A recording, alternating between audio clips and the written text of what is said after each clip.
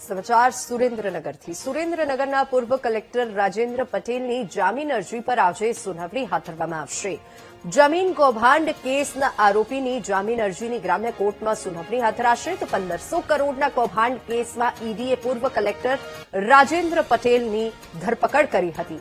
10 કરોડથી વધુની લાંચ લીધી હોવાનું તપાસમાં સામે આવ્યું હતું અને જમીન એને કરવા માટે જિલ્લામાં ચાલતું યોજનાબદ્ધ કૌભાંડ સામે આવ્યું। અરજદારો પાસેથી લીધેલી લાંચનો 50% હિસ્સો પૂર્વ કલેક્ટરને મળતો હતો। વધુ વિગતો સાથે સંવાદદાતા શુભમ ફોન લાઈન પર જોડાઈ ગયા છે। જી શુભમ, આ કૌભાંડના જે આરોપી છે તેમને લઈને આજે ગ્રામ્ય કોર્ટમાં સુનાવણી હાથ ધરવામાં આવશે। શું વધુ વિગતો?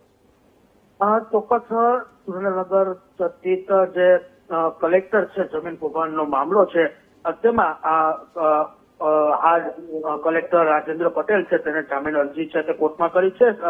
ગ્રામ્ય કોર્ટમાં છે જેની જામીન અરજીની સુનાવણી છે જ્યારે હાથ ધરવામાં આવશે। કેસની તપાસમાં સહકાર આપવાની બાંહેધરી સાથે કોર્ટમાં જામીન અરજી છે તે કરી છે। ઈડીએ ભ્રષ્ટાચાર હેઠળ કલેક્ટર રાજેન્દ્ર પટેલની તપાસ છે તે હાથ ધરી છે અને તેમની અટકાયત પણ છે તે હાલ કરવામાં આવી છે। જ્યારે જે તપાસની અંદર જે તંત્રને ઈડીને જે સહકાર આપશે તેવી બાંહેધરી સાથે છે તેમણે હાલ કોર્ટની અંદર જામીન અરજી છે તે કરવામાં આવી છે।